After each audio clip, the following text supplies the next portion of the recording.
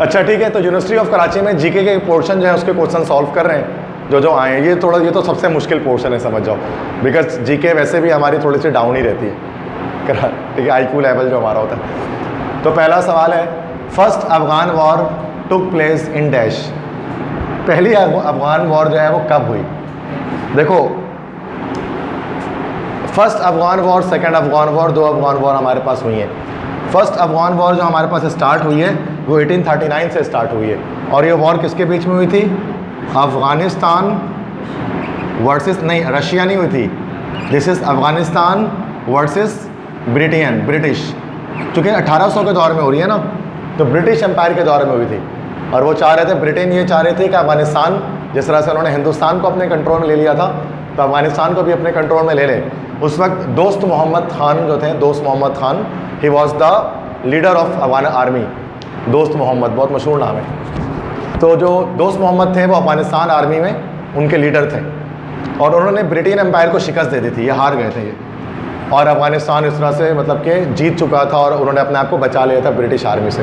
This is first Afghan war. जो second Afghan war हुई ना, उसको हम लोग सोवियत वॉर भी कहते हैं। सोवियत वॉर जो है वो 1989 में जाकर बंद हुई, 1989 में जाकर वो ख़त्म हुई सोवियत अफगान वॉर। और इसी सोवियत अफगान वॉर में अफगानिस्तान की लड़ाई कैसे हुई थी? रशिया से।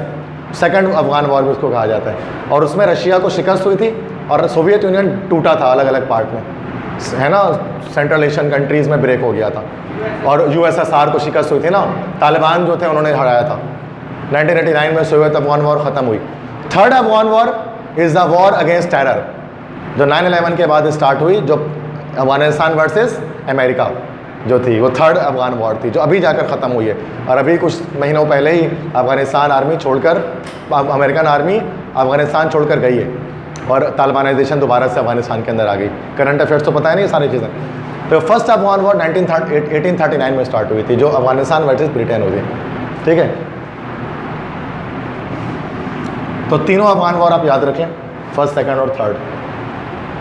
सेकंड ख़त्म कब हुई वो याद रखें, 1989 में, और 1989 में ही सोवियत यूनियन ब्रेक डाउन हुआ, रूस जो था वो टूटा, और 9/11 में 9 सितंबर 11 सितंबर आपके पास जो था, उसमें आपके पास शुरू क्या हुई? अफगान अमेरिकन वॉर जो थी, जो अफगानिस्तान और अमेरिका की वॉर थी, जो अभी जाकर सन 2021 में जाकर ख़त्म हुई है इसी साल, जो कि अमेरिकन आर्मी अभी वापस गई है। और जब वो वापस गई है तो तालिबानाइजेशन वहाँ पर आ गई। टीवी तो देखते होंगे, आपको पता ही होगा। Next question, gulf cooperation council was originally found by dash. Gulf cooperation council किसने बनाया था? द गल्फ से मुराद क्या है? गल्फ कंट्रीज, गल्फ नेशंस, खलीज फारस के ममालिक। तो वर्ल्ड मैप के अंदर एक पोर्शन आता है एशिया में, that this portion Persian gulf कहा जाता है, उर्दू में कहते हैं खलीज फारस। तो इस पर्शियन गल्फ के आसपास जो कंट्री होते हैं उनको गल्फ कंट्रीज़ कहलाते हैं। उनमें सऊदी अरब है, कुवैत, बहरीन, कतर, यूएई, ये सारे शामिल हैं। ये सब ऑयल प्रोड्यूसिंग नेशंस भी हैं। ऑयल प्रोड्यूसिंग नेशन इनको कहते हैं ना, तेल पैदा करने वाले ममालिक, खलीजी ममालिक। तो गल्फ कोऑपरेशन काउंसिल किन्होंने बनाया था? Bahrain, Qatar, Oman, Kuwait, Saudi Arabia और यूएई, ये सारे गल्फ नेशंस हैं, चूँकि पर्शियन गल्फ के आसपास के सारे कंट्री आते हैं। थर्ड वर्ल्ड कंट्री क्या होते हैं? गरीब का अक़वाम जितने भी हैं वो सब थर्ड वर्ल्ड कंट्री हैं, थर्ड वर्ल्ड नेशंस हैं। जैसे Pakistan is actually a third world nation, तो जो जिनकी इकोनॉमिकल बहुत डाउनफॉल है, इकोनॉमिक्स इनकी बहुत नीचे है। तो ये Bahrain, Qatar, Oman, Kuwait, Saudi Arabia, UAE, उन्होंने बनाया था गल्फ कोऑपरेशन काउंसिल, जिनमें अपने आप में अलायंस उन्होंने बनाई थी, अपने आप को करीब करने के लिए एक दूसरे को। क्लियर है? देखो, जीके का ताल्लुक फिजिक्स, केमिस्ट्री, मैथ, बायो किसी से नहीं होता, इंग्लिश से किसी से नहीं होता, ये बिल्कुल अलग सब्जेक्ट है। First China war was fought between dash. First China war जो थी वो चाइना और ब्रिटेन के बीच में लड़ी गई थी, चाइना और बरतानिया के बीच में लड़ी गई थी। इसी को एक और नाम से भी पूछा जा सकता है, ओपियम वॉर। इसी को ओपियम वॉर कहा जा सकता है। ओपियम के मतलब अफ्यून होते हैं, अफ्यून की लड़ाई, बिकॉज ओपियम के लिए ये लड़ी गई थी, अफ्यून के लिए लड़ी गई थी, जिसे चरस बनाते हैं, ठीक है। अफीम, अफ्यून होता है असल में, उसको अफीम कहते हैं आप, अफ्यून असल वर्ड है। तो फर्स्ट चाइना वॉर चाइना और ब्रिटेन के बीच लड़ी गई, ठीक है। डंपिंग किसे कहा जाता है? ये इकोनॉमिक्स से एक सवाल आ गया, इकोनॉमिक्स से। डंपिंग किसे कहते हैं? ये इकोनॉमिक्स के टर्म है। देखो, डंपिंग किसे कहा जाता है, मैं आपको समझा दूँ तो डंपिंग का मतलब क्या होता है कि जैसे चाइना जो है ना, वो बेस्ट एग्जाम्पल है डंपिंग की। चाइना डंपिंग करता है। डंपिंग क्या कि जिस रेट में पाकिस्तान में सामान अवेलेबल है उससे कम रेट में चाइना बनाकर पाकिस्तान में भेज देता है। मिसाल के तौर पे एक मोबाइल फ़ोन है, दिस मोबाइल फ़ोन अगर ये पाकिस्तान में मिसाल के तौर पे 4,000 रुपये का मिल जाए ना, बन जाए, तो चाइना उसको 3,000 रुपये का मार्केट में भेज देगा। इससे क्या होगा कि हमारी अपनी लोकल इकोनॉमी डाउन हो जाएगी, चाइना की इकोनॉमी ऊपर हो जाएगी। चाइना यही गेम करता है पूरी दुनिया में, तो वो लोकल मार्केट के साथ गेम करता है पूरी तरह से। तो हमने देखा कि चाइना के आने की वजह से जितने छोटे छोटे इंडस्ट्री थे पाकिस्तान में सब बंद हो गए। जो प्लास्टिक आइटम्स वगैरह थे अब डायरेक्ट चाइना से हम इंपोर्ट कर लेते हैं उसको, ऐसे ही होता है। तो वो डंपिंग कहलाता है। डंपिंग में क्या होता है, ये तीनों चीज़ें होती हैं। Selling of goods at a price well below the production cost at the home market place price, market price से कम पैसों में अगर आप किसी चीज़ को बेच दें। The process by which the supply of a manufacturers product remain low in the domestic market which बेचर्स इन बेटर, मतलब वो कम रेट में मार्केट में सप्लाई कर देता है जिसकी वजह से उसकी वर्थ बढ़ जाती है। Prohibited by regulations of GATT, और ये ऐसा करना प्रोहिबिटेड है, ऐसा करना सख्ती से मना है। American rule GATT, general agreement of tariff and trade, GATT। GATT जो है वो अमेरिका ने बनाया एक तंजीम जो टैरिफ और ट्रेड रेट्स वगैरह के बारे में बात करती है। तो ये अमेरिकन रूल के बिल्कुल ख़िलाफ़ है गेट के, कि कोई इंसान किसी लोकल मार्केट से कम रेट में चीज़ें प्रोवाइड कर दे। बट चाइना इस चीज़ को खाते में नहीं लाता, वो बोलता है बोलने दो उसको, हम तो करेंगे। और असल अमेरिका की बड़ी हटती हुई है चाइना से, कम रेट में वो भेज देता है चीज़ों को उठा के मार्केट में। इसलिए चाइना सुपर पावर बनते जा रहा है, इकोनॉमिक पावर बल्कि बन चुका है। यस यस, बिल्कुल सिंपल सी बात है। तो ये ऑल ऑफ दिस इसका आंसर हो गया, समझ गए। डंपिंग में थोड़ा मुश्किल था ये वाला जो टॉपिक, इकोनॉमिक्स से आया है, ये साइंस के स्टूडेंट नहीं पढ़ते हम लोग ना, इकोनॉमिक्स माशियत हम कहाँ पढ़ते हैं।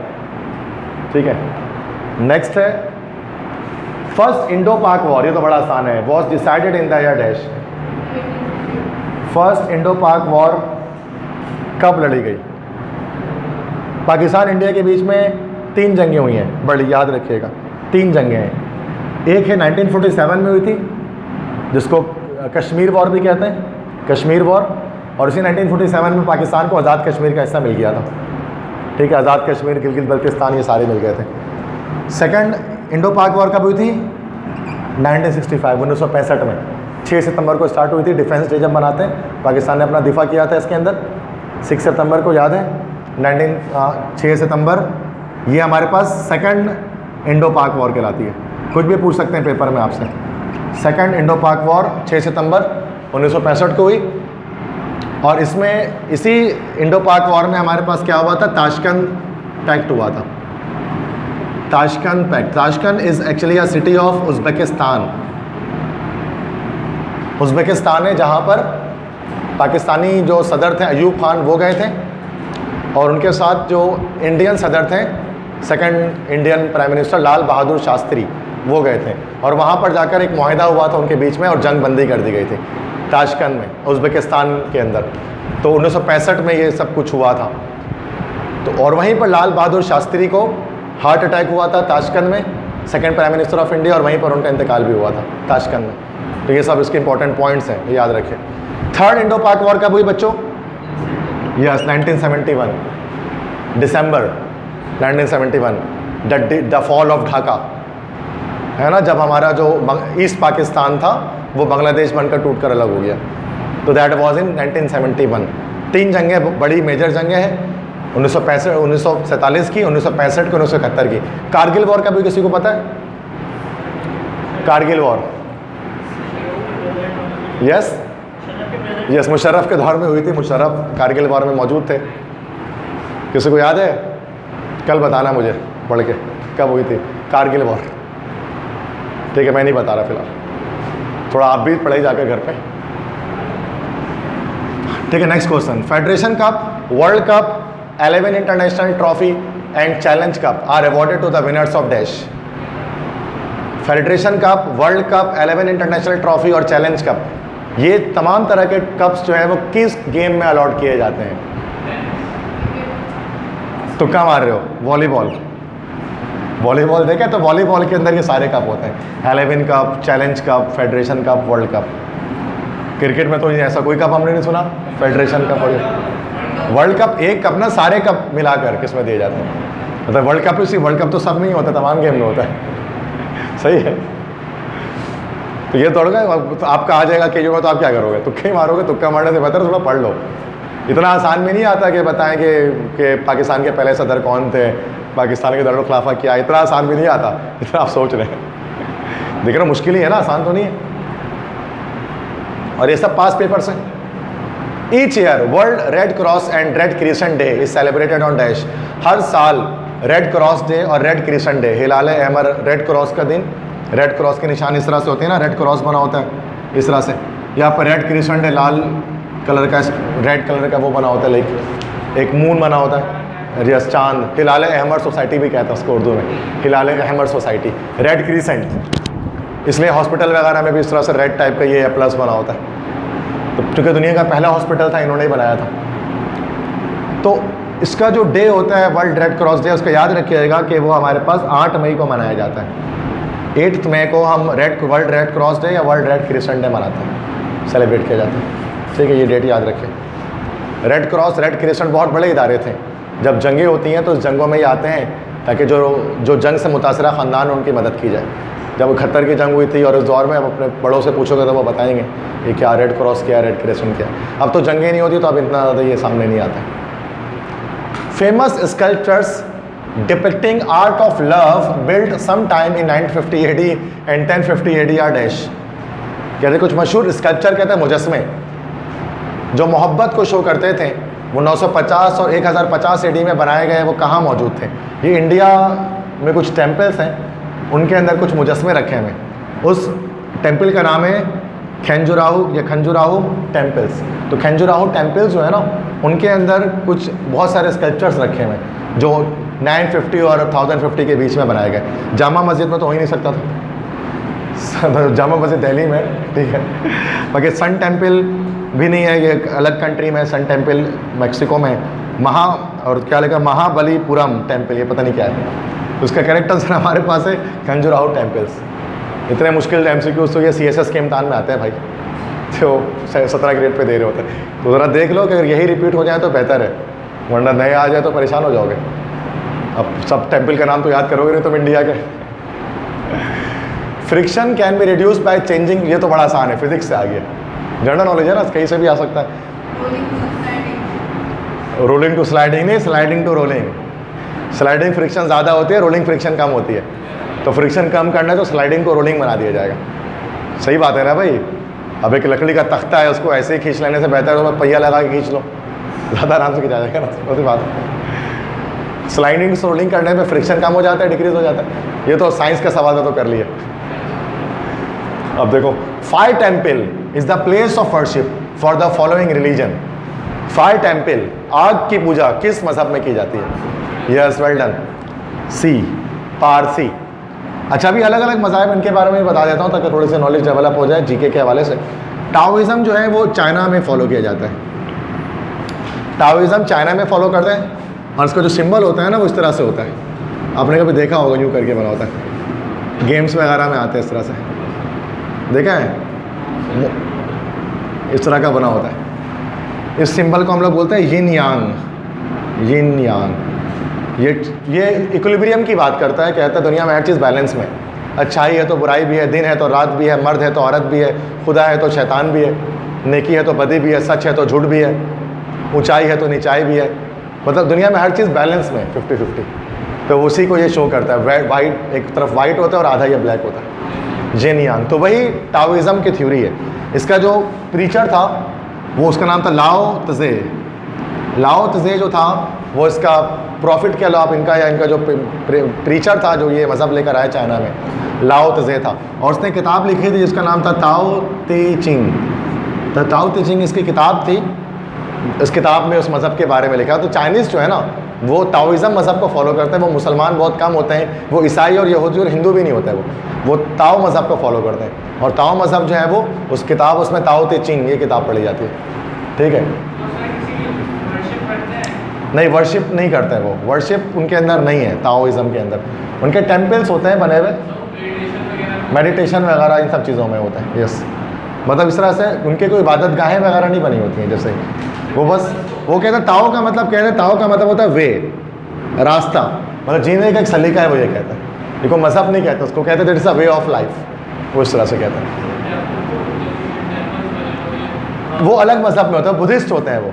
चाइना में कुछ लोग बुद्धिस्ट भी हैं, बुद्धिस्ट मॉन्क जो होते हैं, जिनके टेम्पल्स होते हैं, जो गंजे से होते हैं और वो बैठ के तपस्या कर रहे होते हैं, तो वो ऑरेंज कलर का सूट, वो बुद्धिस्ट हैं, वो ताओ मज़हब के नहीं है, वो कम ही है, वो तिब्बत में। चाइना में जो है ना वो ज़्यादातर ताओ मज़हब वाले हैं। जुडाइज़्म किसे कहते हैं? यहूदियत। इसको जो मानते हैं वो कौन होते हैं? ज्यूस, यहूदी। और सबसे ज़्यादा यहूदी किस कंट्री में दुनिया में है? इसराइल में। ठीक है जी। ज़ोरोस्ट्रियनिज़्म, पारसी, ज़ोरोस्ट्रियनिज़्म भी कह सकते हैं, उर्दू में उसको ज़रतुश्त मज़हब कहते हैं, ज़रतुश्त। तो ये जो है वो पारसी रिलीजन भी कहलाते हैं। इंडिया में इसको पारसी मज़हब कहते हैं। पारसी जो है वो आग की पूजा करते हैं, वो आग की पूजा करते हैं। उनके जो वो किताब जो पढ़ते हैं उसका नाम है अवेस्ता। इनकी जो किताब होती है वो अवेस्ता उसको कहते हैं। और उनका जो प्रॉफिट है उनका नाम था ज़रतुश्त। इस प्रॉफिट को वो मानते हैं, जो उनका मज़हब लेकर आए थे दुनिया में, ज़रतुश्त नाम था। तो ज़ोरोस्टर इंग्लिश में कहते हैं उनको। उन्होंने ही पारसी मज़हब को स्टार्ट किया था। तो पारसी जो थे वो इस तरह अवेस्ता नाम की किताब को पढ़ते हैं और वो आग की पूजा करते हैं। उनके 5 टेम्पल्स कहलाते हैं, उनके जो इबादत गाहें होती हैं ना, आतिशकदा कहते हैं उर्दू में, आतिशकदा। ईरान में बहुत बड़ी तादाद में पहले वो लोग थे, लेकिन जब मुसलमान वहाँ पर आए तो पारसी वहाँ से चले गए। वो कहते हैं ना, अल्लामा इकबाल ने लिखा था, किसने ठंडा किया आतिशकदा ईरान को, किसने ज़िंदा किया फिर तस्करा यज़दा को। तो आतिशकदा ईरान जो था उसमें वही तो पारसियों की हुकूमत थी और वो 5 टेम्पल्स बने हुए थे। तो वो पारसी अलग तरह का मज़हब है बड़ा। वो आग की पूजा करते हैं और आग के सामने है ना वो उस तरह से वो इबादतें अपने जो भी वो करते हैं। ठीक है। तो बहुत सारे लोग पारसी होते हैं, मतलब कि देखा जाए तो फिल्म हीरो वगैरह बॉलीवुड के अंदर भी अच्छे खासे लोग पारसी हैं। तो अब उनमें क्या होता है कि वो इंडिया में ज़्यादा पाए जाते हैं, पाकिस्तान में भी हैं, पहले तो बड़ी तादाद में थे। और बड़े फिलंथ्रोपिस्ट होते हैं। फिलंथ्रोपिस्ट से मुराद ये कि वो बहुत ज़्यादा इंसानियत की भलाई करने वाले लोग होते हैं पारसी। इनके यहाँ बड़े अलग अलग रिलीजन मतलब उनके होते हैं। इनके यहाँ कोई मर जाता है ना तो पारसियों में मरने पर जो है वो दफनाते नहीं हैं, ना ही जलाते हैं, ना दफनाते हैं ना ही जलाते हैं। आपने देखा होगा वो उसको किसी एक बड़े टावर होते हैं, टावर ऑफ साइलेंस कहते हैं उसको, टावर ऑफ साइलेंस। बड़े बड़े बिल्डिंग होते हैं उनके ऊपर रख देते हैं जाके, उनके ऊपर लाश को ऐसे छोड़ के आ जाते हैं, मुर्दे जिस्म को। तो चील कौवे आकर क्या करते हैं, वो खा लेते हैं बॉडी को। तो इस तरह से उनके यहाँ मरने के बाद की रसूमात होती हैं। वो हर चीज़ को पाक मानते हैं। वो कहते हैं मिट्टी में डालेंगे तो मिट्टी नापाक हो जाएगी इंसान के जिस्म से, पानी में डालेंगे तो पानी नापाक हो जाएगा, जला देंगे तो आग नापाक हो जाएगी। इसलिए वो उसको छोड़ देते हैं किसी ऊपर, किसी बिल्डिंग के ऊपर, और वो बिल्डिंग के ऊपर फिर जो है वो उनको कब जो है कोई वल्चर्स वगैरह, गिद्ध वगैरह आकर उसको खा लेते हैं। तो ये बड़ा एक अलग सा मज़हब है, पारसी मज़हब जिसको कहते हैं। ठीक है। तो वो लोग आग की पूजा करते हैं, लेकिन बड़े फिलंथ्रोपिस्ट होते हैं। फिलंथ्रोपिस्ट किसे कहते हैं कि वो बहुत ज़्यादा मतलब इंसानियत की भलाई करना चाहते हैं। ईरान से जब उनको निकाला गया तो ईरान से निकल कर वो पंजाब आए सबसे पहले, इंडिया में। पंजाब में उस वक्त रंजीत सिंह बादशाह थे, उनकी हुकूमत थी। तो रंजीत सिंह से कहा पारसियों ने कि हमें यहाँ पर रहना है, हमें यहाँ जगह चाहिए रहने के लिए। तो रंजीत सिंह ने 1 गिलास दूध का मंगाया अपने नौकर से, गुलाम से, और कहा कि 1 गिलास दूध का दिखा कि देखो यार यहाँ कि ये जो गिलास जिस तरह से दूध से भरा हुआ है ना, इस तरह से हमारा पंजाब भी भरा हुआ है। मतलब हम यहाँ किसी और को रहने की जगह नहीं दे सकते, मतलब जगह ही नहीं है हमारे पास। तो पारसी ने 1 चम्मच क्या मंगाया, 1 चम्मच चीनी का मंगाया, और 1 चम्मच चीनी उसने क्या किया, दूध में घोल दिया और बोला कि बादशाह सलामत, हम आपकी आबादी को तो बहुत ज़्यादा नहीं बढ़ाएंगे, लेकिन हम इसी आबादी के अंदर मिठास घोल देंगे, जैसे इस दूध के अंदर 1 चम्मच चीनी ने मिठास घोला। और उन्होंने बड़ा अच्छा काम भी किया। इंडिया के अंदर बड़े फिलंथ्रोपिस्ट आए, पाकिस्तान के अंदर बहुत बड़े बड़े लोग आए जिन्होंने अच्छा काम किया। मतलब आप देखें ना आप उसमें कि बहुत सारे आदम जी जो थे वो पारसी थे। आदम जी साइंस कॉलेज जिनके नाम पर है। कोवास जी जो थे उन्होंने प्रिंटिंग प्रेस पाकिस्तान के अंदर स्टार्ट किया, बड़े जर्नलिस्ट थे कोवास जी। बिल्कुल इस तरह से आप आ जाए तो BBS पारसी, मामा पारसी है ना, BBS पारसी का नाम सुना होगा, स्कूल है, the best school of Karachi. पारसियों ने बनाया मामा पारसी, तभी तो पारसी नाम के आखिर में। इस तरह वलीका हॉस्पिटल्स हैं, बाय वलीका शरूफ जी, उन्होंने बनाया लोगों के लिए इस तरह से। और सबसे बड़ी मिसाल आपकी ये NED यूनिवर्सिटी। NED आपको पता है एक पारसी के नाम पर है, नादिर शाह एडुल्जी डिन शाह, NED, N से नादिर शाह, E से एडुल्जी, D से डिन शाह। नादिर शाह एडुल्जी डिन Shah was a Parsi who created the first engineering college for the students of Karachi. बहुत बड़ा काम किया पारसियों ने। तो वो एक बड़े फिलंथ्रोपिस्ट थे। फिलंथ्रोपिस्ट मतलब भलाई किया बहुत इंसानों की, इंडिया में भी पाकिस्तान में भी। मतलब जानते नहीं वैसा इस मज़हब के बारे में। समझ में आ गया इस सवाल का जवाब? थोड़ा सा और एक्स्ट्रा नॉलेज दे दी मैंने आपको। आगे बढ़े। Georgia, Uzbekistan and Turkmenistan became the members of UNO in dash। तो ये तीन कंट्री पता है कौन है? जो सोवियत यूनियन के टूटने से बनी है। यूएसएसआर जो सोवियत यूनियन थी, जब वो टूटी और टूट कर उससे 14 कंट्री अलग हुए रशिया के। जब अफगानिस्तान ने रशिया को हराया 1989 में सोवियत अफगान वॉर में, तो 28 नेशंस जो थे ना वो टूटे, 14 नेशंस टूटे। उनमें से कुछ नेशन जॉर्जिया, उज्बेकिस्तान और तुर्कमेनिस्तान थे। तो ये यूएनओ के मेंबर कब बने? 1989 के बाद ही बने। लेकिन तो 1992 में ये तीनों कंट्रीज यूएनओ का मेंबर बनी, यूनाइटेड नेशंस ऑर्गेनाइजेशन के मेंबर बने। तो जितने भी सोवियत यूनियन के टूटने से जो कंट्रीज बने ना, वो सब 1992 में यूएनओ के मेंबर बने। अब वो कौन कौन से कंट्री हैं? वो तुर्कमेनिस्तान है, उज्बेकिस्तान है, जॉर्जिया है। ठीक है, समझ आएगी बात? During world war 2 when did Germany attack France? जंग अज़ीम दोयम वर्ल्ड वॉर 2 का टाइम लाइन याद रखें, 1939 से 1945।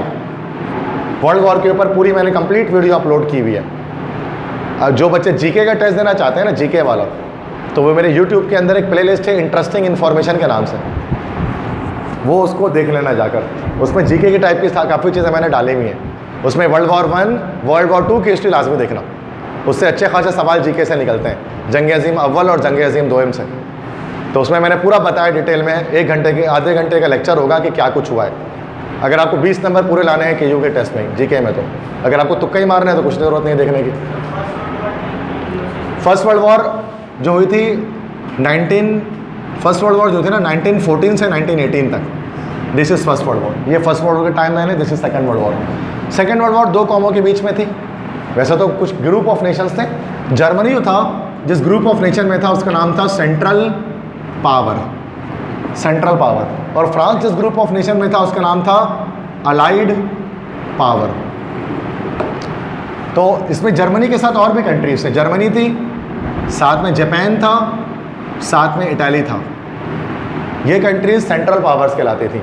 और फ्रांस के साथ जो कंट्री थी, फ्रांस था, इंग्लैंड था, अमेरिका था। ठीक है, तो ये हमारे पास जो है वो उसमें अलाइड पावर की कंट्रीज कहलाते थे। फ्रांस था, इंग्लैंड था, अमेरिका था, ये आपस में थे साथ, और साथ में जर्मनी, जापान और इटली साथ में थे, सेंट्रल पावर्स थे। तो जर्मनी ने फ्रांस पे अटैक किया था और वो अटैक सक्सेसफुल था, बैटल ऑफ फ्रांस कहते हैं उसको। और इसमें फ्रांस को जीत भी हो गया। अच्छा सॉरी, एक और कंट्री था वो तो भूल ही गया, रशिया, और जिसकी वजह से अलाइड पावर्स को जंग में जीत हुई थी, सेंट्रल पावर हार गए थे। तो बैटल ऑफ फ्रांस जिसको हम कहते हैं ना, वो 1940 में शुरू हुई थी, बैटल ऑफ फ्रांस। चूँकि 1939 में तो ऐसा हुआ था कि वर्ल्ड वॉर 2 में जब जर्मनी का जो प्रेसिडेंट था उसका नाम क्या था? Hitler, Adolf Hitler. तो हिटलर ने क्या किया था? हिटलर ने पोलैंड पे इन्वेड कर दिया था। पोलैंड पर इन्वेड में था, पोलैंड पे हमला कर दिया था, जबकि उसको रोका गया था कि वो किसी कंट्री पे हमला नहीं करेगा जर्मनी। तो इस पर क्या किया था? फ्रांस ने अटैक किया था जर्मनी पर। फ्रांस जर्मनी में घुस गई थी, जिसको पहले तो जर्मनी ने निकाला फ्रांस से, और फिर खुद जर्मनी 1940 में फ्रांस में घुस गई। मतलब पहले तो अपनी तरफ जो फ्रांस की तरफ से जो अटैक है जर्मनी ने उसको रोका, और फिर जर्मनी में खुद घुस के फ्रांस की ईंट सेंट बजा दी। और फ्रांस के शहर पेरिस में जो आईफिल टावर है उसके सामने खड़े होकर एडोल्फ हिटलर ने सेल्फी ली कि देखो हम तुम्हारे अपने आईफिल टावर के सामने खड़े होकर तस्वीर खिंचा रहे। बड़ी मशहूर तस्वीर है जब उसने फ्रांस को जीता था। तो वो बैटल ऑफ फ्रांस कहलाता है, जो 1940 में हुआ था। फ्रांस हार गया था इसमें, लेकिन ओवरऑल जो हार हुई थी वो किसकी हुई थी? जर्मनी की हुई थी। क्यों? रशिया की वजह से, क्योंकि रशिया ने लड़ी थी बैटल ऑफ स्टालिनग्राड, उसमें पूरी तरह से शिकस्त हुई थी जर्मनी को, और जर्मनी उसमें हार गई थी पूरी तरह से। तो ये पूरा इसको डिटेल में मैंने वो आधे घंटे का लेक्चर है, वो देख लेना घर जाके, वर्ल्ड वॉर 1, वर्ल्ड वॉर 2 पे, चूँकि सवाल बहुत निकल सकते हैं इससे। तो अब यहाँ सवाल था कि वर्ल्ड वॉर में जर्मनी ने कब फ्रांस पे अटैक किया? 1940 में अटैक किया। ठीक है, ये इस जो सवाल आया था, बट सवाल सिर्फ यही नहीं आ सकता ना, और भी आ सकते हैं। तो थोड़ा सा टॉपिक को डिटेल में समझ लें, तो ये थोड़ी ना कि यही वाला आ जाएगा, क्या पता कुछ और पूछ लें। हाँ, ये सारे पास पेपर के करवा रहा हूँ। हाँ, रिपीटेड होते भी हैं, तभी तो कर रहे हैं। 5 भी रिपीट हो जाए तो हमारे लिए अच्छी बात है भाई, 5-6 भी हो जाए तो कुछ तो हो जाएगा, हंसना तो बनेगा। बाकी 5-6 हम अपनी तरफ से कर लेंगे, कुछ तो बेहतर हो जाएगा। Something is better than nothing. कुछ नहीं करके जाओगे तो कॉन्फिडेंस लो रहेगा, कुछ कर लोगे तो कॉन्फिडेंस हाई हो जाएगा, बस इतनी सी बात है। अगर मैं नहीं पढ़ाऊंगा ना तो आप बोलेंगे यार इसको तो एक क्लास भी नहीं हुई हमारी, इसमें क्या करेंगे, यही होगा ना। द ओजोन लेयर रिस्ट्रिक्टेड, तो बड़ा आसान है यार, साइंस का सवाल है। ओजोन लेयर किसको रोकता है? अल्ट्रावायलेट रे। मुझे पता है जो आप कर लेंगे वो आप कर लेंगे, वो साइंस है। हिस्ट्री ज्योग्राफी तो हमारी वीक होती है। यूवी रेस को रोकता है ozone layer. Eugenix is the study of dash. Eugenix किस चीज़ की स्टडी होती है? First, altering human beings by changing their genetic components. इंसान के जेनेटिक कंपोनेंट्स को चेंज करके इंसान के अंदर तब्दीली लेकर आ जाना। यूजेनिक्स का बड़ा इस्तेमाल वर्ल्ड वॉर 2 में किया था। किसने? हिटलर ने। हिटलर चाहता था कि जर्मन कौम को सुप्रीम रेस बना दे, तो हिटलर ने हुक्म दिया, चूँकि हिटलर एक यूजेनिक्स जो था वो पहले से चला आ रहा था, जिसमें ये कहते थे, एक साइंटिस्ट ये कहता था कि अगर चूहा है, बायोलॉजी में पढ़ा होगा, चूहे को तुम बार बार काटते जाओ, हर नस्ल में एक नस्ल आएगा बिना दुम के वो पैदा होगा, है ना, कि मतलब अल्ट्रेशन कर दोगे आप उसके जेनेटिक्स के अंदर। तो उसने यही कहा, हिटलर ने कहा कि हम क्या करते हैं कि जितने भी हमारे पास माजूर लोग हैं, नाबीना लोग हैं, मतलब जिनके जो थोड़ा सा किसी माजूरी का शिकार हैं, हम उनको मार देते हैं ताकि हमारी अगली नस्ल जो आए वो बिल्कुल परफेक्ट आए और कोई उसके अंदर कोई नुक्स ना। तो जितने भी हैंडीकैप लोग थे ना जर्मनी में, चाहे वो नाबीना हो, माजूर हो, हाथ नहीं है किसी के, पाँव नहीं, कोई बहरे हैं, कोई अंधे हैं, सबको उसने मरवा दिया था। सिर्फ यहूदियों को नहीं मरवाया उसने बाकी हैंडीकैप को भी मरवाया सारे हिटलर ने। क्यों? यूजेनिक्स के लिए, ताकि उसने जेनेटिक्स के अंदर चेंजिंग करने के लिए, ताकि नई नस्ल जो जब जर्मनी की आए वो सुप्रीम रेस हो, सबसे पावरफुल रेस हो। तो बड़ा ख़तरनाक बंदा था हिटलर जो था, सुना होगा, हिटलर नाम ही बड़ा डेंजरस है। समझ में आ गई बात? यूजेनिक्स किसे कहते हैं? Altering human being by changing their genetic components. Euclid कौन था? यूक्लिड को हम उर्दू में कह सकते हैं अक्लीदस। यूक्लिड पहली बात तो ग्रेट मैथमेटिशियन था, contributed to the use of deductive principles of logics as the basics of geometry. Geometry की बुनियादें, ज्योमेट्री जो आप पढ़ते हैं उसकी बुनियादें इसने बताई थी। प्रोपाउंडेड द ज्योमेट्रिकल थ्योरम्स, और जो आपने मैट्रिक क्लास में थ्योरम्स पढ़े हैं ना मैथमेटिक्स में, थ्योरम पढ़े हैं सारे, ट्राइंगल वाले, रेक्टेंगल, वो सब यूक्लिड ने बताया था। अच्छे 3000 साल पहले, 3000 साल पहले सब यूक्लिड के बनाए हुए थ्योरम्स थे जो आपने मैट्रिक में पढ़ा मैथमेटिक्स में। तो उसने ये सारे काम किए। ग्रीक मैथमेटिशियन भी था, ज्योमेट्री के बेसिक्स भी बताए, और जितने भी ज्योमेट्रिकल थ्योरम्स होते हैं वो सब यूक्लिड ने बनाए थे। फादर ऑफ ज्योमेट्री इसको हम कहते हैं। ज्योमेट्री पता है ना किसको कहते हैं? फील्ड इंजीनियरिंग वाले तो जानते ही हैं। समझ गए? ये भी एक जनरल नॉलेज का सवाल था, जीके। यूक्लिड ने क्या किया? The first walk of man on the surface of moon was made on dash. सबसे पहले बार इंसान ने चांद पर कदम कब रखा? How do you know? पढ़ा है? वेल डन भाई। फिर तो यस, 21 जुलाई 1969। तो फर्स्ट जो इंसान ने कदम रखा चांद पर वो 21 जुलाई 1969 में रखा। कौन शख्स था जिसने रखा? नील आर्मस्ट्रॉन्ग ने रखा। उसके साथ दूसरा एक और शख्स था, उसका क्या नाम था? That was Buzz Aldrin. Buzz Aldrin और नील आर्मस्ट्रॉन्ग दो लोग गए थे ना इसमें। तो एक नील आर्मस्ट्रॉन्ग थे, उनके साथी थे बज एल्ड्रिन। पहला कदम उन्होंने रखा था, इस वजह से पहले वो रख लेते तो वो शुरू हो जाता बज एल्ड्रिन। मैं दूसरा भी उसी ने रखा था। फिर मैंने दूसरा किसने रखा था? भाई जिसने पहला रखा था। तो पहले ही पूछते ना। अच्छा, स्पेस पे सबसे पहले कौन सा बंदा गया था? स्पेस पे, चांद तो बहुत दूर है, स्पेस पे सबसे पहले कौन गया था? एक रशियन एस्ट्रोनॉट था जिसका नाम था यूरी गैगरिन। तो Yuri Gagarin was the first person to go to space. अच्छा, सबसे पहला सैटेलाइट खला में किसने भेजा? बहुत इंपॉर्टेंट एमसीक्यूज है। रशिया ने भेजा सबसे पहला सैटेलाइट, और सैटेलाइट का नाम था Sputnik 1। It was the first satellite launched by Russia. उसके बाद अमेरिका ने भेजा था। पहला जो ये था Sputnik 1, the first satellite launch by Russia to the space. ये सब कनेक्टेड एमसीक्यूज। यस, अमेरिका के जो स्पेस एजेंसी दुनिया में, एक तो हमारे पास नासा है, नेशनल अमेरिकन स्पेस एजेंसी, ठीक है। तो ये नासा जो हमारे पास कहलाती है, ये अमेरिका की है। एक ESA है, ESA is European space agency, Europe की। एक है सुपार्को कहाँ की है? पाकिस्तान की है। Space upper research corporation, space upper research corporation, SUPARCO, it is in मौसमियात पर इसका हेड ऑफिस है, ठीक है, देखा है ना वो। स्पेस एक्स, हाँ स्पेस एक्स तो नासा के कोलैबोरेशन में है, जो कि वो एलोन मस्क जो है उन्होंने बनाया हुआ है, पेपल वाले जो है, ठीक है, उन्होंने वो स्पेस एक्स बनाया हुआ है ताकि वो कोलोनाइजेशन की जाए डिफरेंट प्लैनेट्स पे। तो स्पेस एक्स का नासा से ताल्लुक तो है, बट वो एलोन मस्क का मेन प्रोजेक्ट है। अच्छा, तो इंडिया वालों का ISRO, ISRO, ISRO, Indian space research organisation, ISRO, ये इंडिया का है। इंडिया का इसरो है, पाकिस्तान का सुपारको, यूरोप का ESA और अमेरिका का नासा है। ये भी याद रखना, बड़ी इंपॉर्टेंट चीज़ें हैं सारी। वो अब हो गया, मैट्रिक के बाद जाते हैं उसके अंदर, अब नहीं जा सकते। अब आप जा सकते हैं इंजीनियरिंग के बाद, 4 साल के आप इंजीनियरिंग कर लें, उसके बाद सुपारको में एज असिस्टेंट मैनेजर SPS 8 पे आप जा सकते हैं। लेकिन इसके लिए इंजीनियरिंग के बाद, इंटर के बाद सुपारको नहीं जा सकते, या तो मैट्रिक के बाद जाए या तो ग्रेजुएशन के बाद जाए। इंटर मैट्रिक के बाद जाते हैं तो 3 साल के डिप्लोमा कराते हैं, ग्रेजुएशन के बाद जाएंगे तो फिर आपको डायरेक्ट जॉब देते हैं असिस्टेंट मैनेजर की। वो एक अलग टॉपिक, उस पर नहीं आ रहा अभी। समझ में आ गया ये सवाल सबको? The first submarine operated using atomic energy, submarine तो आपको पता है आबदोस। तो सबसे पहली आबदोस जो कि जो एटॉमिक एनर्जी इस्तेमाल किया करती थी, उसका नाम क्या था? उसका नाम था नॉटिलस। क्योंकि नॉटी जो है ना, नॉटिकल, इसका मतलब ही यही होता है समंदर, नॉटिकल। तो नॉटिलस जो था वो पहला सबमरीन था अमेरिका का बनाया हुआ, जो एटॉमिक एनर्जी पर चला करता था। तो ये सबसे पहला सबमरीन है। तो पाकिस्तान की जो सबसे मशहूर सबमरीन है दैट इज़ गाजी। गाजी जो कि अपने ही टॉर्पेडो से टूट, मतलब उसका धमाके का शिकार हुए थे और सारे लोग शहीद हो गए थे, उसको गाजी शहीद कहा जाता है। उस पूरे आबदोस के अंदर जो लोग थे सारे, तो वो ऑपरेशन था एक, और डबारका मिशन था, उस पर जब वो करके वापस आ रही थी विशाखापट्टनम से, तो अपने ही टॉर्पेडो जो माइन बिछाया हुआ था उसी पर टकरा गई थी और सारे लोग शहीद हो गए थे, पाकिस्तानी नेवी जिसमें थी।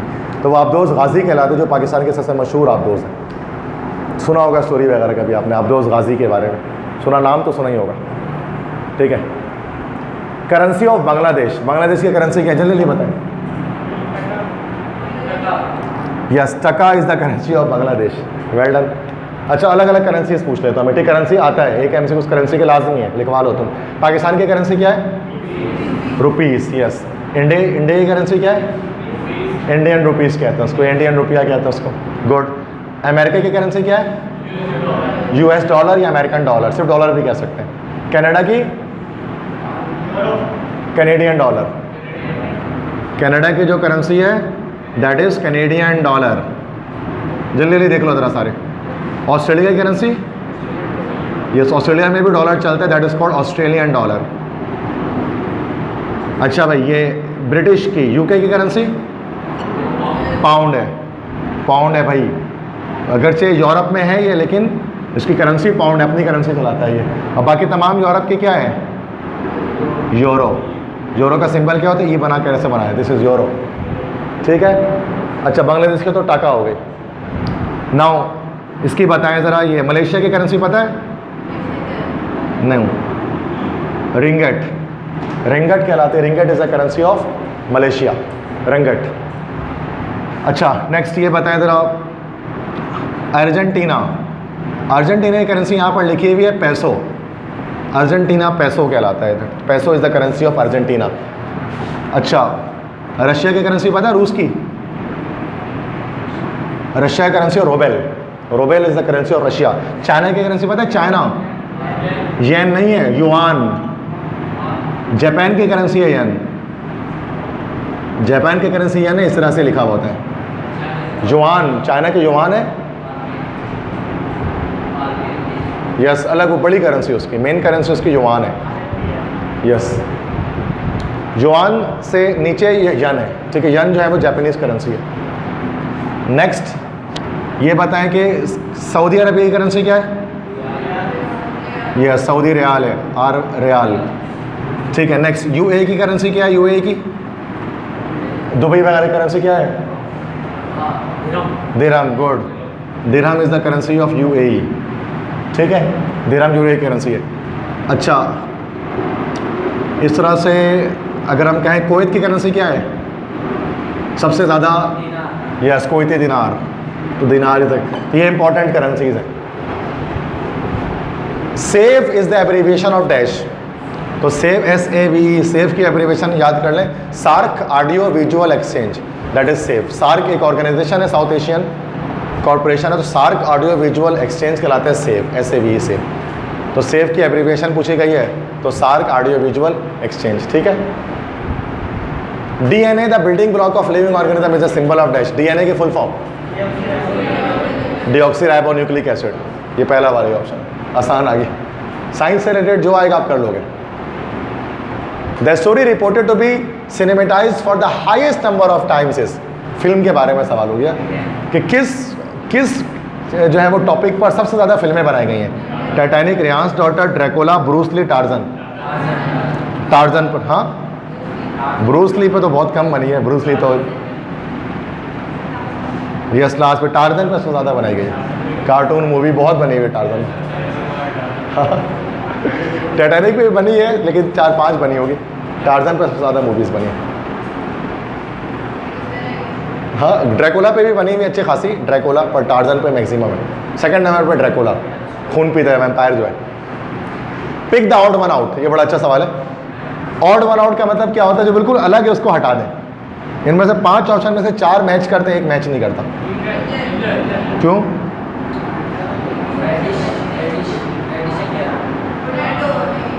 अरे कॉमन सेंस, जो चीज़ इनमें से 5 चीज़ें हैं ना, 4 एक जैसी हैं, एक चीज़ सिर्फ अलग है।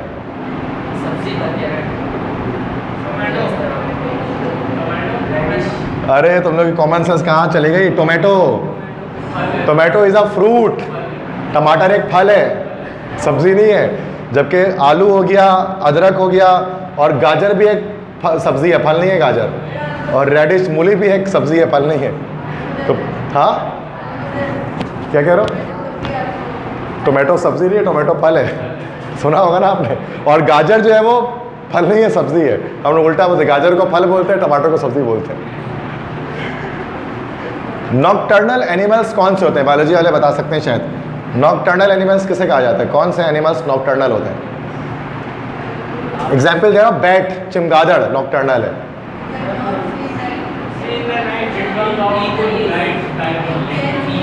See, it comes out in night time only. हर वो जानवर जो रात के वक्त बाहर आते हैं, दिन के वक्त छुपे रहते हैं, वो नॉकटर्नल एनिमल्स कहलाते हैं। तो then it comes out in night time only, nocturnal animal, ठीक है। नॉकटर्नल के एंड से नॉकटर्नल, एंड से नाइट, याद रख लो। समझ में आ गया? दिन में बाहर क्यों नहीं आते हैं? दिन में सो रहे होते हैं हम लोगों की तरह। इंसान भी एक नॉकटर्नल एनिमल है, कराची वाले खास तौर पे रात में बाहर निकलते, दिन भर सो रहे होते हैं। The material use to make Nishan-e Haider, बड़ा आसान है। निशाने हैदर किस चीज़ से बनाया जाता है? कौन बताएगा? निशाने हैदर कौन सा ऑप्शन है? सही से पढ़े। C option is correct. Metals retrieve from guns of enemies during war. जंग में जो दुश्मन होते हैं ना, दुश्मन की जो बंदूकें होती हैं, उसको पिघला कर निशाने हैदर बनाया जाता है। तभी तो उसकी बड़ी इज्जत है। दुश्मन के जो असलहे होते हैं उसको पिघलाते हैं, उससे निशाने हैदर बनता है। तो जब हार जाएंगे तो नहीं मिलेगा बड़ा। और दुश्मन मिल जा रहा, उसका असला क्यों नहीं? अभी लंदन मिला था तो उसका असला हमने रख लिया था अपने पास, सब कुछ रखा हुआ अभी भी उसको। चाय का कप भी होगा। कई जगह की चाय पिलाई थी उसको। इंडिया वाले देख रहे हैं तो शायद बोलेंगे सर क्या कर रहे हैं। Calcium carbonate is commonly known as dash.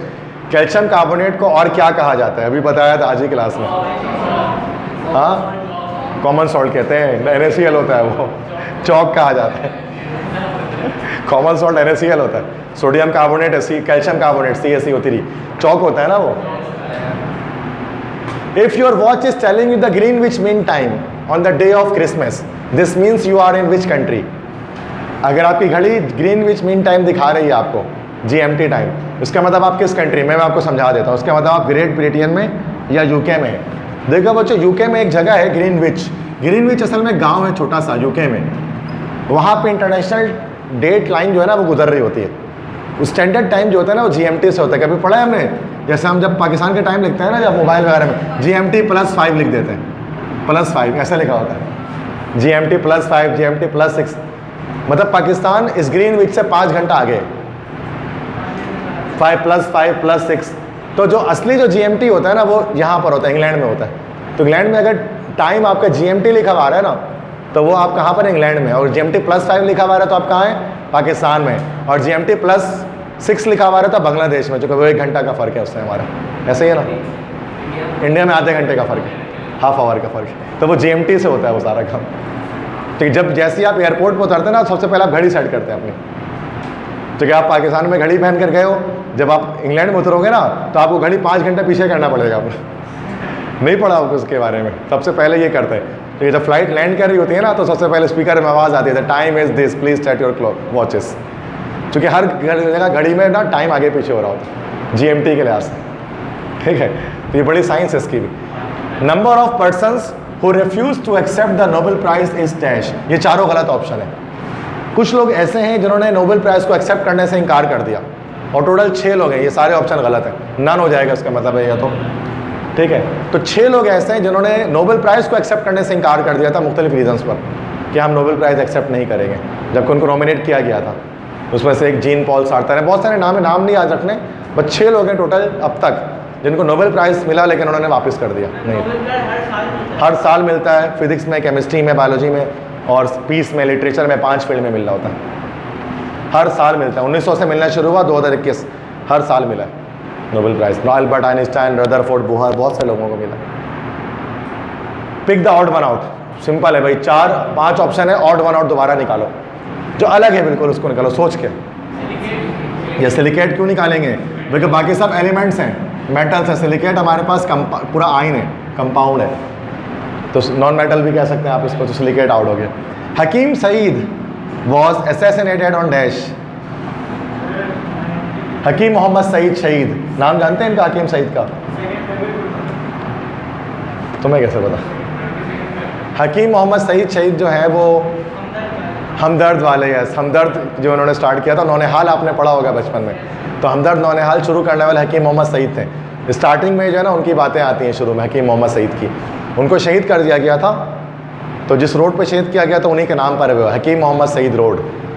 और उन्होंने हमदर्द यूनिवर्सिटी वगैरह भी जो इस रोड पर है ना, उस रोड का नाम है हकीम मोहम्मद सईद रोड, ठीक है। हमदर्द यूनिवर्सिटी जिस रोड पर है, दारुल हिकमत, बैतुल, वो सारा। तो बहुत बड़े एक पर्सनैलिटी थे पाकिस्तान के, बड़े पढ़े लिखे इंसान थे और बड़ी इज्जत उनकी रहती थी, लेकिन उनको शहीद किया गया। तो उनको असैसिनेट किया गया था असल में 16 अक्टूबर को, 16 अक्टूबर को। अब 16 अक्टूबर की डेट है ही नहीं, 1999 में किया गया था, तो नन ऑफ दीस है। 16 अक्टूबर इनकी डेट थी असैसिनेशन की, हकीम मोहम्मद सईद की। Capital of Switzerland. अच्छा, यहाँ पर गलत ऑप्शन है चारों। स्विट्जरलैंड का कैपिटल होता है बर्न।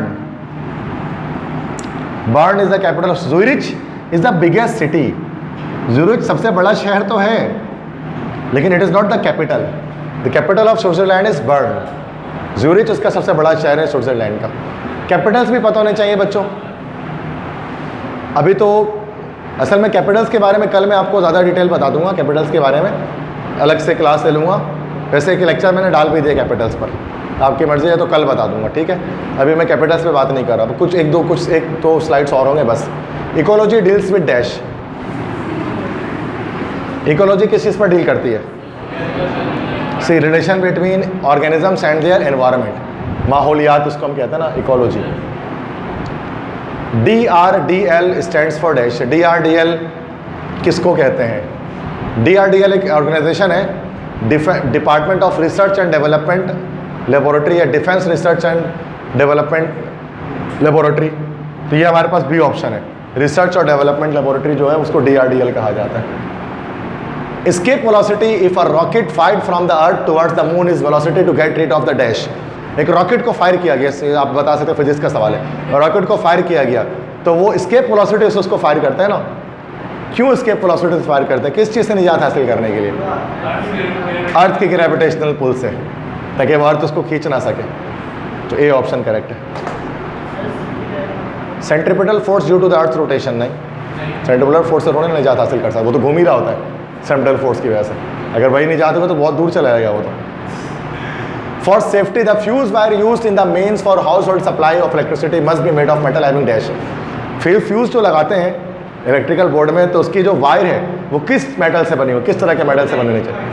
लो मेल्टिंग पॉइंट से करेंगे ऐसे ही पिघल जाएगा वो, क्या हो गया?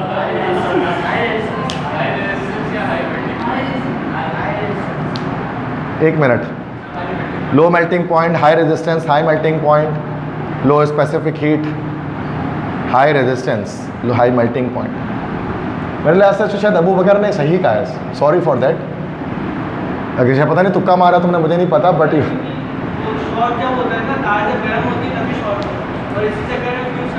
फ्यूज़ का था हल्का सा भी, ताकि अगर कोई वोल्टेज ज़्यादा हो तो वो हल्का सा मेल्ट करके टूट जाए, ताकि वो अगर हाई मेल्टिंग पॉइंट करेंगे, या सुनो, हाई मेल्टिंग पॉइंट अगर करेंगे तो फिर उस सूरत में तो टूटेगा ही नहीं, फिर तो मसला सारी चीज़ जलाने के बाद वो टूटेगा जाके फिर वो। तो ये low melting point is the correct answer, so you are not wrong, सही सही कहा तुमने। तो सही सोच के ही बोला था ये बात, ग्रेट भाई, मुझे लगा तुक्का मार दिया। Hamid Karzai was chosen president of Afghanistan. Afghanistan के प्रेसिडेंट हामिद करज़ई को चूज़ किया गया था 2001 में। हामिद करज़ई, जिस वक्त अफगान वॉर हो रहा था उस वक्त हामिद करज़ई अफगानिस्तान के प्रेसिडेंट थे, और अब जो थे वो क्या नाम था जो भाग गए, क्या नाम था अभी जो थे प्रेसिडेंट अफगानिस्तान के, हो गया अब ख़त्म हो, जो भी था। Durand cup is associated with the game of dash. Durand cup जो दिया जाता है वो फुटबॉल के लिए दिया जाता है, उसको याद रखें। ड्यूरेंट कप जो है वो फुटबॉल के लिए होता है, फुटबॉल में अनाउंस किया जाता है Durand cup. Headquarters of UNO is situated as dash. First time में पढ़ा होगा यूनाइटेड नेशंस में, कहाँ पर है? देखो, हैग के अंदर इंटरनेशनल कोर्ट ऑफ जस्टिस, उसकी हेड क्वार्टर्स मौजूद हैं। जेनेवा के अंदर वर्ल्ड हेल्थ ऑर्गेनाइजेशन WHO, उसका मौजूद है हेड ऑफिस। न्यूयॉर्क में है, जिसको हम कहते हैं ना सेक्रेटेरिएट, जहाँ पर सारे UN का हेड क्वार्टर है न्यूयॉर्क में, जनरल असेंबली जहाँ पर है। For seeing object at the surface of water from a submarine under water the instrument use is dash. Submarine जो नीचे होती है ना, वो ऊपर समुद्र में देखने के लिए टॉम एंड जेरी में आपने देखा होगा, वो इस तरह से एक तुरबीन जैसा निकलता है ना, देखा है? क्या कहलाता है वो? पेरिस्कोप कहलाता है। This is called a periscope, telescope बोला है, पेरिस्कोप कहलाता है। वो इस तरह से एल शेप का निकलता है, ऊपर जाता है वो, तो यूँ घूम के वो देख रहा होता है ना ऊपर से इधर उधर। G15 is an economical grouping of dash. G15 में इंडिया वगैरह है, इस तरह के हैं। तो सेकेंड वर्ल्ड नेशन जो है वो G15 में मौजूद है। फर्स्ट वर्ल्ड नेशन जो बहुत अमीर है और जो मीडियम इकोनॉमी जिनकी है वो सेकंड वर्ल्ड है, और जो बिल्कुल गई गुजरी इकोनॉमी जिसकी वो थर्ड वर्ल्ड है। पाकिस्तान का शुमार थर्ड वर्ल्ड में होता है, इंडिया का शुमार सेकंड वर्ल्ड में होता है। तो वो G15 के अंदर इंडिया मौजूद है, सेकंड वर्ल्ड। फोर्थ वर्ल्ड नहीं है, गलत ऑप्शन है। Fathometer is use to measure dash. Fathometer किसको मेजर करने के लिए इस्तेमाल करते हैं? फैदम आपको पता होगा, फैदम से हम क्या नापते हैं? जो समंदर है ना उसकी गहराई नापते हैं। तो फैथोमीटर किस लिए इस्तेमाल किया जाएगा? ओशियन डेप्थ को मालूम करने के लिए इस्तेमाल किया जाएगा fathometer. For galvanising iron, chemistry है तो आता ही होगा। आयरन को गैल्वेनाइज करने के लिए मेटल के ऊपर किस चीज़ की कोटिंग करते हैं? जिंक की कोटिंग की, गैल्वेनाइज आयरन कहलाता है, ताकि रस्टिंग से बच जाए। उसमें आया था ये। For purifying drinking water LM is used. LM को, फिटकरी को क्यों इस्तेमाल करते हैं? पानी को साफ करने के लिए। वो क्या करता है? तो किल बैक्टीरिया, वो बैक्टीरिया को किल कर देता है, एंटीसेप्टिक होता है। Firdausi was dash. फिरदौसी जिसने शाहनामा लिखी थी ना, पर्शियन पोइट था बड़ा, वो ईरान का, तो पोइट भी था, शाहनामा लिखा था उसने, बोथ ए एंड बी। सी हो जाएगा, दोनों ऑप्शंस करेक्ट है। ठीक है, आई थिंक बस खत्म, दैट ये इंग्लिश स्टार्ट हो गया। ठीक है, ऑलराइट। सो आज हम KU के पास पेपर्स करेंगे इंग्लिश पोर्शन के। तो street name dash mayor of the town, preposition है। एक गली का नाम मेयर के नाम पर रखा गया, तो क्या हो जाएगा? Yes, named after mayor of the town. कहना कि this street is named after that person. Named after मतलब किसी की जगह पर कोई नाम रखा जाए, किसी इंसान की जगह पर, दैट इज आफ्टर। तो नेम्ड आफ्टर यहाँ पर हमारे पास एक फ्रेजल वर्ब है, नेम के साथ आफ्टर है, प्रेपोजिशन है। ठीक है, नेक्स्ट है this money will be reserve dash charitable purposes. Yes, that is B option is correct. This money will be reserve for charitable purposes. ठीक है, तो रिजर्व के साथ फॉर आएगा। This room is reserve for him, इस तरह से आ रहा होता है। नेक्स्ट है I am just a little girl dash Little Rock. Little Rock is actually a name of place, that's why L and R are capital. मतलब मैं एक छोटी सी लड़की हूँ जो ताल्लुक़ रखती हूँ लिटिल रॉक से। क्या होगा? Yes, from is the correct. I am a little girl from little rock. मतलब मैं एक छोटी लड़की हूँ जो लिटिल रॉक से हूँ, ठीक है, easy. Next, the whole nation was dash the president. Yes, the whole nation was dash the, तमाम behind the president, after the president, before the president, for the president. What will be the best? ये after तो नहीं हो सकता, behind हो सकता है। कहते हैं ना whole nation is standing behind you, कहते हैं ना कि पूरी कौम आपके पीछे खड़ी है, आप आगे बढ़े। Yes, the whole nation was before the president. भाई बिफोर मतलब ये पहले, होल नेशन वॉज फॉर नहीं, तुम मुकम्मल कौम प्रेसिडेंट के लिए है, ये तो नहीं हो सकता। दिस विल बी बिहाइंड, इसका सेंस क्या बनेगा कि जो पूरी कौम है वॉज बिहाइंड द प्रेसिडेंट, वो सदर के पीछे खड़ी थी, उसके शाना पे शाना खड़ी थी, ठीक है। अच्छा, नरेशन है, नरेशन आता है सॉल्व करना, डायरेक्ट इनडायरेक्ट। तो she said I am too weak to walk, so this is direct narration, you have to convert it into indirect.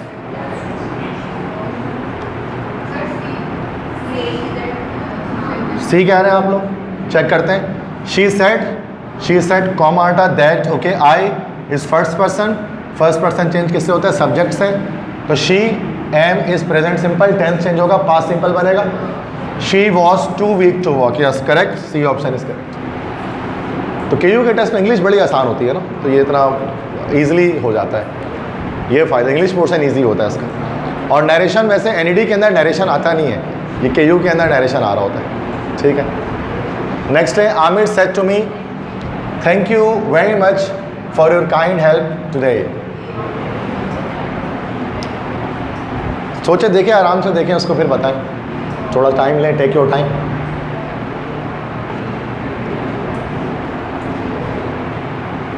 You have to convert it into indirect speech, direct speech में दिया हुआ narration है। सी and B, ए भी आ गया।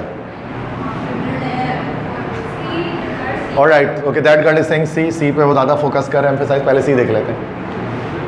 Aamir thanked me, सही है, very much for my, you is fifth person, your is, this is second person will be change to object, this is object, तो योर होगा, माई हो जाएगा, ठीक है। Kind help that day, yes, C is perfect answer, B and A are wrong, ठीक है। तो यहाँ पर आप देख सकते हैं कि थैंक यू जो है वो सेड टू मी, थैंक में चेंज हो गया, और योर है second person, it will be change to object, that is my.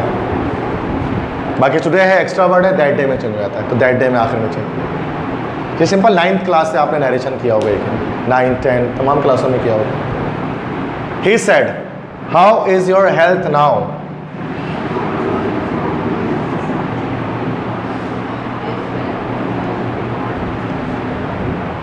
this is interrogative sentence. Just take your time and try to answer.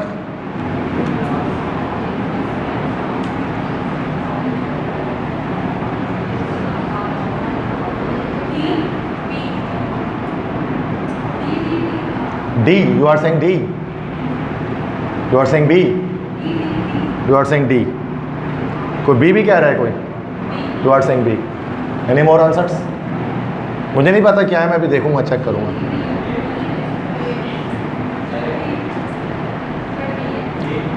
ए कह रहे हैं आप, सी वाला भी कोई है? देखते हैं, लेट्स से पहले हम डी देख लेते हैं, फिर उसके बाद एक करिए। ही सेड, तो ये हो जाएगा ही सेड, ठीक है। ही आस्क्ड में चेंज हो गया, चूंकि क्वेश्चन मार्क है, that's why he asked, comma how is your health now, ठीक है। तो हाउ आगे यहाँ पर इज है, this should be at the end,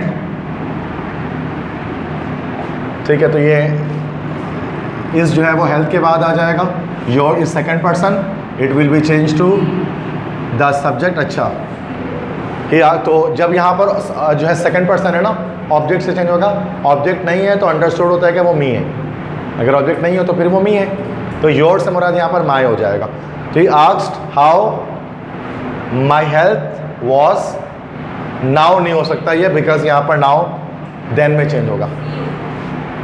he asked how my health was then, he asked how my health was then, B is the correct answer, B is the correct, not C is not the correct one, because यहाँ पर is है ना, present simple है, ये change नहीं हो रहा यहाँ पर। तो he asked how my health was then, B is the correct answer. A में गलती क्या है, he asked how his health, his तो होगा नहीं क्योंकि योर जो है वो मी से चेंज होगा, माई से, तो माई हेल्थ हो जाएगा, क्योंकि जब ऑब्जेक्ट मिसिंग होता है तो उसमें मी अंडरस्टूड होता है। तो जिस बच्चे ने यहाँ पर बी कहा तो B is the correct option, B is the correct answer.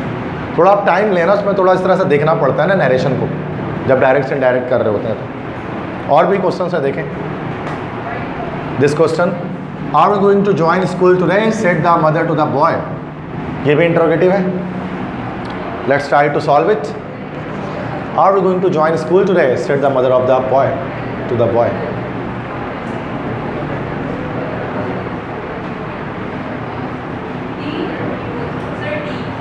Okay, this girl is saying D, बाकी भी देखें।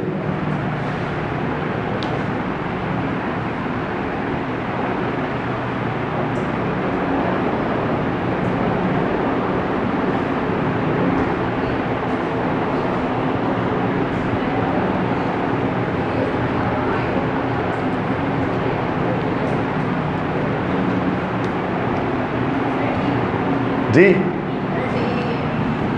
डी पे ज़्यादातर बच्चे बता रहे हैं। ऑल राइट, डी पे देख लेते हैं डी करेक्ट है कि। तो सबसे पहले तो देखो, दिस इज जो डायरेक्ट नरेशन होता है उसमें दो स्पीच होती है, डायरेक्ट वो रिपोर्टेड एंड रिपोर्टिंग। तो दिस इज़ यहाँ पर this is reported speech, this is reporting speech. Reporting speech हमेशा स्टार्ट में आता है। तो the mother said the mother to the boy, तो the mother asked the boy, the mother asked the boy, यहाँ तक तो करेक्ट है। कॉमा हटाकर या तो आप इस कॉमा की जगह पर इफ़ लगाते हैं या वेदर लगा देते हैं, बोथ आर सेम, इफ़ या वेदर। तो वेदर लगा हुआ है, ओके। वेदर आर जो है वो यू के बाद आ जाएगा, चूँकि जो इंटरोगेटिव होता है अफर्मेटिव बना देते हैं जब हम इंटरोगेटिव नरेशन को सॉल्व करते हैं। You is second person, second person change होगा, ऑब्जेक्ट ऑब्जेक्ट वहाँ पर बॉय है। अगर यहाँ पर कोई नाम हो तो ही या शी में से कोई एक हम सपोज कर लेते हैं, ठीक है। तो ये ही हो जाएगा, वेदर ही, यानी इज़ है तो वॉज बन जाएगा, he was going to join school, और टुडे नहीं, गलत हो गया, डी इज़ रॉन्ग। अब यहाँ पर टुडे, चूँकि यहाँ पर ये गलती है जितने बच्चों, चूँकि टुडे एक एक्स्ट्रा वर्ड है वो दैट डे में चेंज होता है, याद है। The mother asked the boy whether he was going to join school that day. अब सही है, अब सी सही होगा, क्योंकि यहाँ वेदर की स्पेलिंग तो यहाँ पे भी गलत है, ये मौसम वाला वेदर लिखा हुआ है। सो सी ऑप्शन करेक्ट है, इसलिए आंसर किया। वेदर की स्पेलिंग सही कर लें तो फिर ये ए वाला भी गलत, उससे सही हो सकता है, करेक्ट हो सकता है। वहाँ डी जो बच्चों ने बताया था आप गलत बता रहे थे, जो टुडे को दैट डे में चेंज करते हैं, वो एक्स्ट्रा वर्ड है ना। टुडे दैट डे में, टू नाइट दैट नाइट में, टुमारो द नेक्स्ट डे में, यस्टरडे द लास्ट डे में, याद है ये सब? 9th-10th में पढ़ा होगा ये सब आपने, नरेशन जब आप किया होगा। मेरे को मसला नहीं, मैं एक लेक्चर नरेशन पे ले लूँगा, अभी देख रहा हूँ कि कितनी चीज़ आप कितने पानी में खुद हो, ये तो चेक कर लूँ। What is your name and who are you, said the policeman, तुम कौन हो, तुम्हारा नाम क्या है। ये भी क्वेश्चन है ना, इंटरोगेटिव है।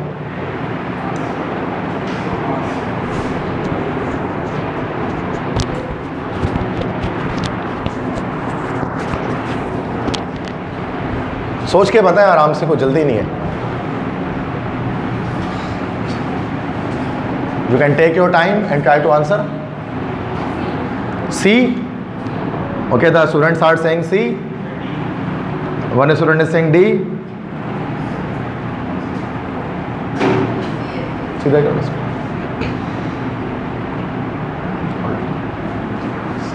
तो one is saying C and one is saying D. C और D में चेक कर लें। Okay. The policeman asked, the policeman asked, पहले C चेक कर रहा हूँ, ठीक है। What your name, what my name is, नहीं गलत हो गया ये, बिकॉज इज जो है ना प्रेजेंट सिंपल है, it should be change to was, ये चेंज होगा ना, is am are was verb में चेंज होगा, प्रेजेंट सिंपल पास्ट सिंपल में चेंज होता है। ए आंसर है, ए और फिर डी में क्या फ़र्क है, what my name was and who he, yes he तो नहीं हो सकता ना, यस जो है वो आंसर ए फिर करेक्ट होगा कि the police man asked what my name was and who I was. Yes, A is the correct answer. Neither C nor D. Because वहाँ पर गलतियाँ हैं किसमें, एक में तो यहाँ पर आप देख सकते हो तो I was है, ठीक है, यहाँ पर इसमें गलती is है तो टेंस की गलती है, और नीचे he was है तो प्रोनाउन की गलती है, तो A option is the correct one. Next है, ऑलराइट सॉरी ये तो कोई सवाल गलत है, नहीं इसको छोड़ दें. Now this question, I have come here. अच्छा ये थोड़ा अभी वोकैबुलरी के क्वेश्चन से कुछ आ रहे हैं, ये सब के जो कि सैम्पल पेपर्स और पास पेपर से सवाल आते हैं, ठीक.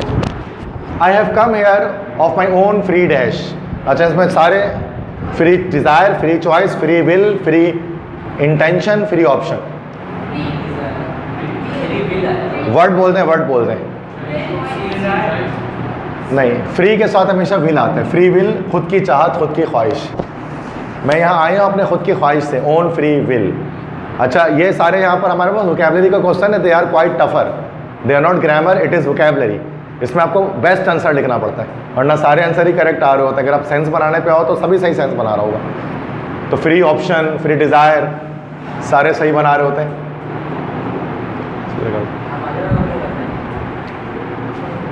The flowers have begun to dash. Yes, yes, wilt. What is wilt? Wilt के मतलब होते हैं मुरझा जाना, ठीक है, या बीमारी. That wilt is actually a type of disease in botany which happens to the flowers, है ना, जब वो मुरझा जाते हैं. तो ये ई ऑप्शन होगा, this is wilt. The flowers have begun to wilt. The grumpy old man dash about everything during the entire trip.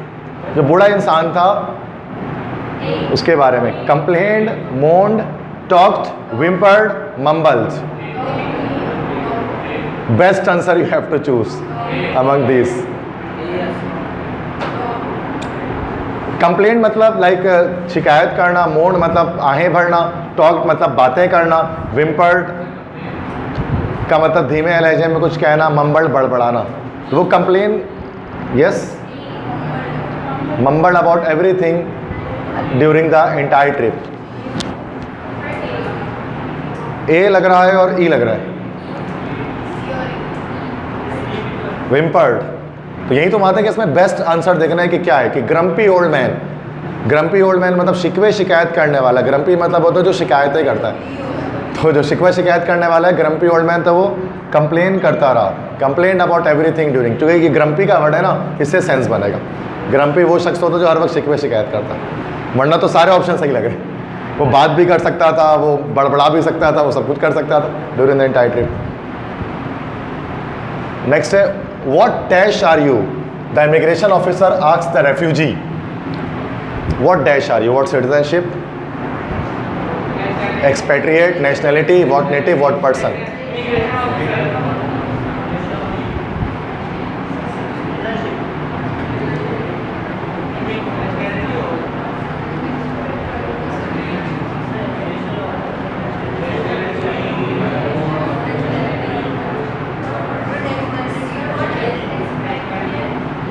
Expatriate किसी जगह से बाहर निकल जाना, एक्सपेट्रिएट वर्ब है. देखो एक्सपेट्रिएट तो हो नहीं सकता, जिसने एक्चुअली वर्ब, तो वर्ब तो आ नहीं सकता. बाकी देखो यहाँ पर जो सवाल पूछा गया ना, उसके सेंस में अगर आओ, व्हाट सिटीजनशिप आर यू, नहीं, ये होना चाहिए था व्हाट इज योर सिटीजनशिप, ठीक है, which is your citizen. Nationality नहीं, what is your nationality, what nationality are you, ये भी नहीं हो सकता. What native are you, native मतलब किसी की आबाई जगह, ठीक है, तो what native are you and what person are you, ठीक है. तो यहाँ पर जो करेक्ट आंसर है व्हाट नेटिव आर यू भी नहीं हो सकता, ठीक है ना. तो this is person. What person है, तुम कौन से शख्स हो. जो बेस्ट ग्रामेटिकली जो सूट करता है ना इसमें वर्ड, वो पर्सन है. बाकी पूछ तो अर्थ कुछ सकता है, लेकिन grammatically what person are you. What nationality are you कभी नहीं होता. सवाल होता है व्हाट इज़ योर नेशनलिटी, या फिर जब अगर हम सिटीजनशिप की बात करते हैं कि विच इज़ योर सिटीजनशिप या what is your citizenship, what citizenship are you नहीं हो सकता ये सवाल. तो क्वेश्चन जिस पैटर्न पे पूछा गया उस क्लास से person is the correct answer. हाँ तो वर्ब नहीं आएगा, expatriate. What expatriate are you, जैसे कि ना मिसाल व्हाट ईट आर यू हम ये कह सकते हैं. व्हाट ड्रिंक आर यू, हम कहते हैं what are you drinking, what are you eating, pattern change है ना, सिंटेक्स नहीं है इंग्लिश का। नेक्स्ट है, how do you expect me to hear you if you dash, the teacher asked impatiently. Yes, whisper is the correct answer, now you are getting.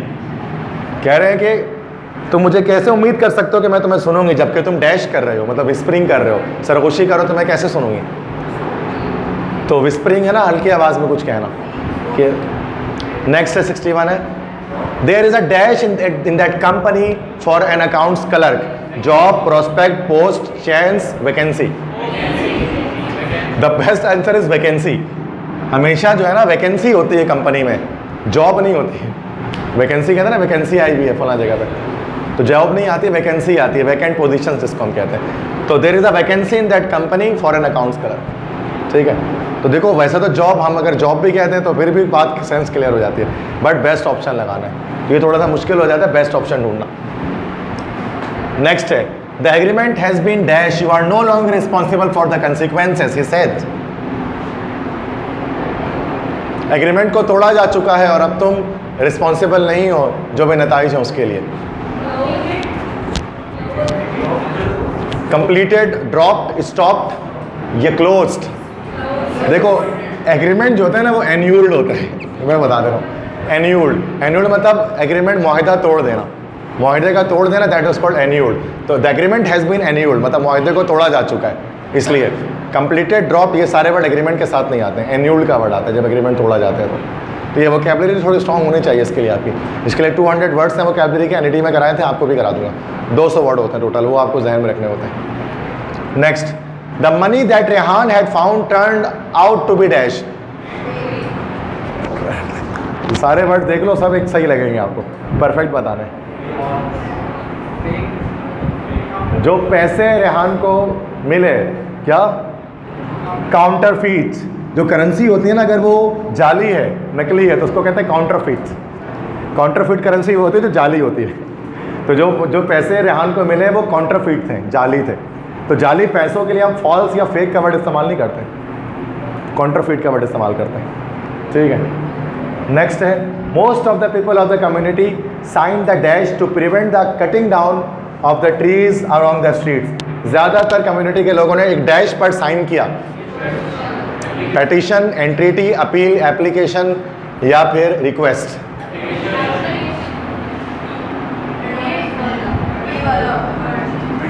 आपकी English बड़ी कमज़ोर है। पेटिशन, पेटिशन किसे कहते हैं, तमाम कम्युनिटी वाले मिलकर जब किसी एक कॉज पर साइन करते हैं ना कि ये हम ऐसा करके रहेंगे। फेसबुक में नॉर्मली होता है, लिखा होता है साइन है पेटिशन, कि कोई भी एक चीज़ मिसाल के तौर पे एमडी कैट है, दोबारा से करवाना है, रिकंडक्ट करवाना है, क्योंकि एमडी कैट का टेस्ट सही नहीं हुआ है और एक ही टेस्ट होना चाहिए पूरे पाकिस्तान में। तो उस पर अभी क्या हो रहा है, रोज़ाना के बेसिस पर पेटिशन साइन हो रहे हैं। कह रहे हैं कि तमाम लोग मिलकर एक जो है वो एक मुत्तफ़िका फ़ैसले पर उतर आए। तो लोगों ने पेटिशन साइन किया था कि तमाम के दरख्तों को काटने से रोकना है जो कि कम्युनिटी में लगे हुए। तो साइन एंट्रीटी या अपील या एप्लीकेशन नहीं होगा, इसलिए भी पेटिशन। तो पेटिशन से हमारा जो कंप्लीट कम्युनिटी वाले साइन करते हैं किसी एक कॉज पर, उसको एप्लीकेशन में एक बंदे का साइन होता है बस, जो एप्लीकेंट होता है, जो लिखता है। पेटिशन में तमाम कम्युनिटी का साइन होता है। ठीक है, फेसबुक के अंदर ना पेटिशन दायर होता है, हज़ारों लोग उस पर साइन करते हैं, एग्री करते हैं। कोई कॉज होता है ना, कॉज पे होता है पेटिशन आ रहा होता है इसमें। एंट्रीटी सिर्फ अफवाज के लिए होता है। एंट्रीटी मतलब होता है ना जो इसको पीस ट्रीटी वगैरह जिसको हम कहते हैं, अमन मुआहिदा होता है, वो बड़े लेवल पर, कंट्री लेवल पर होता है entreaty. The dash young man vandalised the city. Vandalise मतलब तबाह और बर्बाद कर देना। डैश यंग मैन ने शहर को तबाह और बर्बाद कर दिया। वो कौन सा शख्स होगा? इलीगल, इलिसिट, अनलॉफुल, लॉलेस या क्रिमिनल? क्रिमिनल होगा, वो सिंपल आसान सवाल है। मुजरिम था तभी उसने शहर को बर्बाद किया। He was dashed to me for saving his life. Best option. नहीं समझ। Indebted. Indebted. Indebted का मतलब होता है मकरूज होना।